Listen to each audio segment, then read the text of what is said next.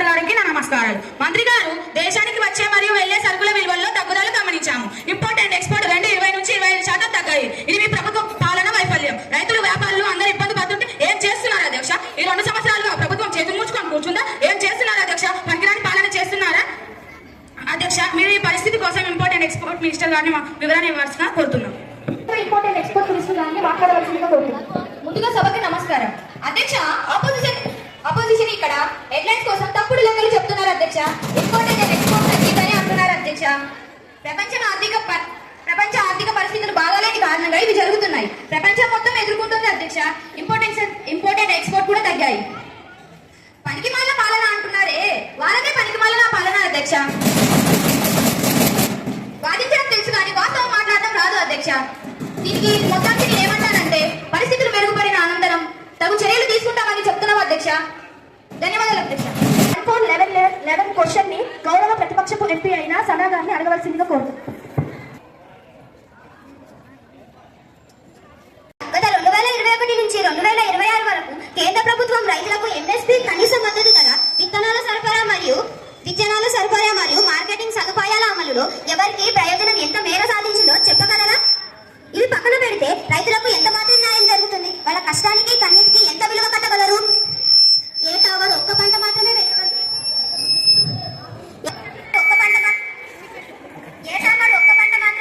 ఏం చెప్తారు అధ్యక్ష?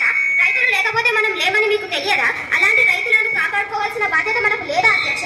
ముఖ్యంగా ఎంఎస్పీ పెంపు కొనుగోలు పరిస్థితులు మరియు మార్కెటింగ్ సదుపాయాలపై ఏటా ఎంత పని చేయబడిందను మంత్రివర్గం ఇవ్వగలరా? మీ దగ్గర సమాధానం ఉందా? ఈ నా ప్రశ్నకు వ్యవసాయ శాఖ మంత్రి గారిని జవాబు ఇవ్వవలసిందిగా కోరుతున్నాం అధ్యక్ష. సప్లిమెంటరీ క్వశ్చన్ కి నాగలక్ష్మి గారిని స్పందించవలసిందిగా వారి ఫలితాలు తెలిపాయి. చాలా పంటలు ఎంఎస్పీ కంటే తక్కువ ధరలో అమ్మబడుతున్నాయి మరియు ఎంఎస్పీ కోసం లీగల్ గ్యారంటీ లేదా. దీనివల్ల రైతులు మధ్యవర్తుల చేత ఎక్కువ నష్టాలు పడుతున్నారు. ఎంఎస్పీ ప్రకటనలు మాత్రమే ఉండి ప్రాక్టికల్ లో కొనుగోలు లేదు అధ్యక్ష.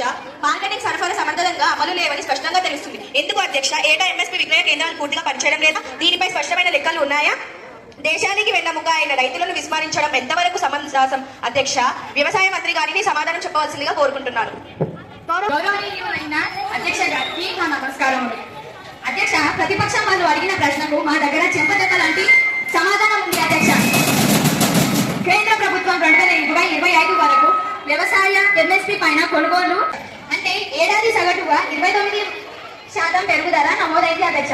ఈ లెక్క అయితే వాళ్ళు ప్రశ్నలు మెన్షన్ చేయరా అధ్యక్ష? అంటే ఇక్కడ మమ్మల్ని దూషించడానికి ప్రశ్నలు అడుగుతున్నట్టుంది అధ్యక్ష. అంటే చాలా మంది రైతులకు ఎంఎస్పీ లాభాన్ని పొందారు అధ్యక్ష. కాబట్టి వాస్తవాలను దృష్టిలో పెట్టుకొని ప్రశ్నించవలసిందిగా ప్రతిపక్షం వాళ్ళను కోరుతున్నాము అధ్యక్ష. నెక్స్ట్ 1412 క్వశ్చన్ పై ప్రతిపక్షపు ఎంపీ అయిన మనోహర్ గారిని అధ్యక్ష చెప్తున్నామా అంటే అధ్యక్ష, రూలింగ్ పార్టీలో ఉండి ఇవన్నీ చూసుకోకుండా గొడవలు చెప్తున్నాము అని అంటున్నారు అధ్యక్ష. వాళ్ళు కదా చేయాల్సింది, మార్పు మీకు కాదు కదా. మా మంత్రి వారు మంచిగా చెప్పాలి, దృష్టిలో పెట్టుకుని మాట్లాడాల్సింది. నెక్స్ట్ 1412 క్వశ్చన్ ప్రతిపక్షపు ఎంపీ అయిన మనోహర్ గారిని అడగవలసిందిగా కోరుతున్నాం. నమస్కారాలు అధ్యక్ష. 2025లో కూడా వ్యవసాయం పైనే కాదు, ఆరోగ్య శాఖలో కూడా పెద్ద సమస్యలు ఉన్నాయి. సుమారు 8% స్పెషలిస్ట్ డాక్టర్ షార్ట్ఫాల్ ఉంది అధ్యక్ష. అంటే అవసరమైన డాక్టర్లు ఎక్కువ సంఖ్య లేకపోవడం వల్ల చికిత్స సేవలు తగ్గిపోయాయి అధ్యక్ష. ఇంకా మన దేశ జనాభాలో హెల్త్ ఇన్సూరెన్స్ కవరేజ్ చాలా తక్కువగా ఉంది. ఇది ప్రజలపై పెద్ద ఆర్థిక ఒత్తిడి పెడుతుంది. ఈ డాక్టర్ షార్టేజ్ మరియు బీమా కవరేజ్ సమస్యలపై ప్రభుత్వం స్పష్టమైన సమాధానం ఇవ్వాలి అధ్యక్ష. ఈ క్వశ్చన్ పై హెల్త్ మినిస్టర్ గారిని జవాబు. అలాగే గౌరవనీయులైన స్పీకర్ గారికి అలాగే సభ సభ్యులందరికీ నా హృదయపూర్వక నమస్కారాలు తెలుపుకుంటాను. ఇప్పుడు ఎంపీ గారు అడిగిన ప్రశ్నకు నా సమాధానం అధ్యక్ష. మా ప్రభుత్వం ఆయుష్మాన్ భారత ప్రధాన మంత్రి జన ఆరోగ్య యోజన కింద 5 లక్షల వరకు పేదలకు ఉచిత చికిత్స అందిస్తుంది అధ్యక్ష. జాతీయ ఆరోగ్య మిషన్ ద్వారా వైద్యం అందిస్తున్నాం అధ్యక్ష. ఇంకా అదనంగా మెడికల్ కాలేజీలు మంజూరు చేస్తూ డాక్టర్ల సంఖ్యను కూడా పెంచి వైద్యం అందించడానికి కృషి చేస్తున్నాం అధ్యక్ష. అలాగే ఈ అవకాశం ఇచ్చినందుకు స్పీకర్ గారికి అలాగే సభ సభ్యులందరికీ ధన్యవాదాలు. సమాధానం చెప్పారు. నెక్స్ట్ గౌరవ స్పీకర్ గారు, కాలుష్య దేశానికి ఒక ప్రధాన పర్యావరణ సమస్య అధ్యక్ష. వేగవంతమైన పరిశ్రమీకరణ, పట్టణీకరణ మరియు జనాభా పెరుగుదల వల్ల కాలుష్య స్థాయిలు పెరిగాయి అధ్యక్ష. ఈ సవాళ్లను ఎదుర్కొనేందుకు కేంద్ర ప్రభుత్వం కఠిన పర్యావరణ చట్టాలు అమలు పరిశీలనపై పర్యవేక్షణ మరియు స్వేచ్ఛమైన ఇంధన వినియోగం ప్రోత్సహిస్తుంది అధ్యక్ష. వాయు నాణ్యత మెరుగుపరచడానికి జాతీయ వాయు శుద్ధి కార్యక్రమాలకు NCAP అమలు చేస్తున్నారు అధ్యక్ష. అధ్యక్ష, మా ప్రభుత్వం ప్రజల సంక్షేమం కోసం పనిచేసే ప్రభుత్వం. మేము శ్రేయస్సు కోసం ఎన్నో బహుళ కార్యక్రమాలకు శ్రీకారం చట్టము మమ్మల్ని తప్పపట్టడం ప్రతిపక్షానికి తగదు అధ్యక్ష. మరి సభా సభ్యులందరికీ నమస్కారాలు. అధ్యక్ష, ఆస్ట్రేలియా ఇటీవల 10 ఏళ్ల కన్నా తక్కువ ఉన్న పిల్లలకి సోషల్ మీడియా పూర్తిగా బ్యాన్ చేస్తుంది. అధ్యక్ష, అక్కడ ప్రభుత్వం ఆ నిర్ణయాన్ని పిల్లల మానసిక ఆరోగ్యం, స్క్రీన్ టైం మరియు సైబర్ బుల్లింగ్ కారణంగా తీసుకుంది.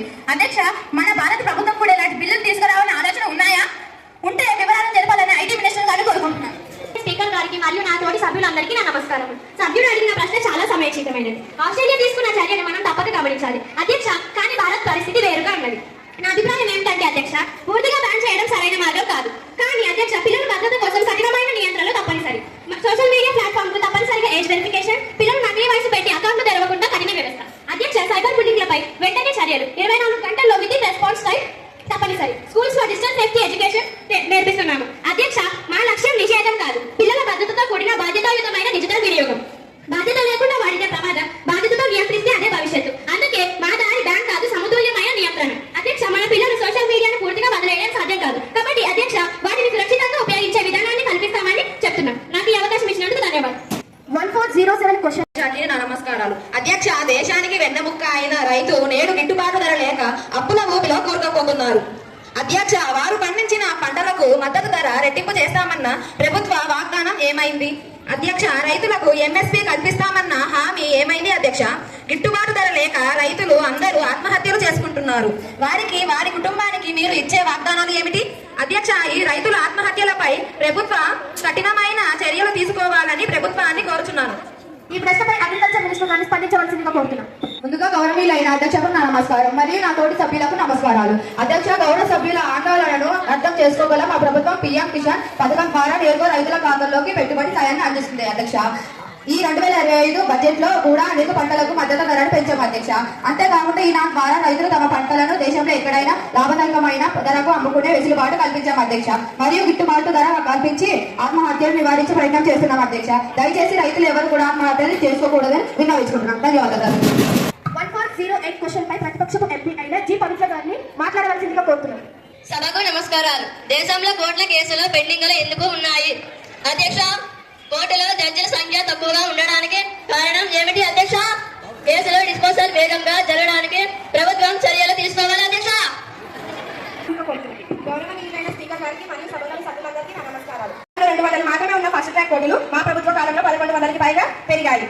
ఇది మాటలు కాదు అధ్యక్ష, వాస్తవాలు. మరియు అధ్యక్ష, ఈ కోర్ట్స్, ఈ ఫైలింగ్, విజువల్ హియరింగ్ లాంటి సంస్కరణలను మా ప్రభుత్వం తీసుకొచ్చి కేసులు త్వరగా పరిష్కరించడానికి అవసరమైన ఆధునిక వ్యవస్థలను మా ప్రభుత్వం ఏర్పాటు చేసింది. ఇవన్నీ మీరు అధికారంలో ఉన్నప్పుడు చేశారా? వాస్తవాలను దృష్టిలో పెట్టుకుని మాట్లాడమని 100 సార్లు చెప్పాము అధ్యక్ష. ధన్యవాదాలు. ప్రతిపక్షపు MP అయిన నమిత గారిని మాట్లాడవలసిందిగా కోరుతున్నాను. అధ్యక్ష గారికి నా హృదయపూర్వక నమస్కారములు. అలాగే నా తోటి సభ్యులందరికీ హృదయపూర్వక నమస్కారములు. రక్షణ మంత్రి గారు అగ్నిపథకం అమలులోకి వచ్చినన్ని రెగ్యులర్ సైనిక నియామకాలు తగ్గాయి అధ్యక్ష. 2 సంవత్సరాల సర్వీస్ తర్వాత తిరిగి వచ్చే అగ్నివీరులు రక్షణ పొందినప్పటికీ వారికి తగిన ఉద్యోగ భద్రత మరియు సామాజిక భద్రత కల్పించడంలోనే ప్రభుత్వం విఫలమైందనే విమర్శ ఉంది అధ్యక్ష. దేశ భద్రత మరియు సైనికుల భవిష్యత్తుపై ఈ పథకం యొక్క దీర్ఘకాలిక ప్రభావం ఏమిటి అధ్యక్ష? ధన్యవాదాలు. గౌరవనీయులైన సభ్యులు అర్థం చేసుకోవాలి. అగ్నిపథ్ పథకం భారత సైన్యాన్ని డైనమిక్ గా మార్చడానికి రూపొందించబడింది అధ్యక్ష. 4 సంవత్సరాల తర్వాత తిరిగి వెళ్లే అగ్నివీరులకు మేము అన్ని రకాలుగా మద్దతు ఇస్తున్నాం అధ్యక్ష. వారికి ఉన్నత విద్య మరియు ఇతర ప్రభుత్వ ఉద్యోగాలలో ప్రత్యేక రిజర్వేషన్లు కల్పించబడ్డాయి అధ్యక్ష. ఇది కేవలం సైనిక సంస్థలు మాత్రమే కాదు, సామాజిక మరియు మానవ వనరుల సంకలనం కూడా అధ్యక్ష. నమస్కారాలు మరియు నా తోటి సభ్యులందరికీ నమస్కారం. అధ్యక్ష, దేశంలో పెద్ద నగరాల్లో ట్రాఫిక్ జాములు, రోడ్డు ప్రమాదాలు, అసంబద్ధమైన రోడ్డు నియంత్రణ మరియు ట్రాఫిక్ మేనేజ్మెంట్ లోపాల వల్ల ప్రజల ప్రయాణం భయంకరంగా మారింది. కేంద్ర ప్రభుత్వం ఈ సమస్యకు ఎదుర్కోవడానికి ప్రభుత్వం ఏం సమగ్రవలసిందిగా కోరుతున్నాను. గౌరవ స్పీకర్ గారికి నమస్కారము. తోటి సభ్యులకు నమస్కారములు. ట్రాఫిక్ సమస్య వృద్ధి చెందుతున్న నగరాలకు మరియు వాతావరణానికి పెద్ద సవాలు. అధ్యక్ష, కేంద్ర ప్రభుత్వం intelligent traffic systems, smart city projects, రహదారి మౌలిక సదుపాయాల అభివృద్ధి మరియు పబ్లిక్ ట్రాన్స్పోర్ట్ ప్రోత్సాహం ద్వారా ట్రాఫిక్ సమస్యలను నియంత్రించడానికి చర్యలు తీసుకుంది అధ్యక్ష. మాది ప్రజల పక్షాన్ని నిలిచే ప్రభుత్వం అధ్యక్ష. మా కోసం పనిచేసే ప్రభుత్వం అధ్యక్ష. మేము ప్రజల శ్రేయస్సు కోసం ఎన్నో బృహత్త కార్యక్రమాలు శ్రీకారం చుట్టాము. మమ్మల్ని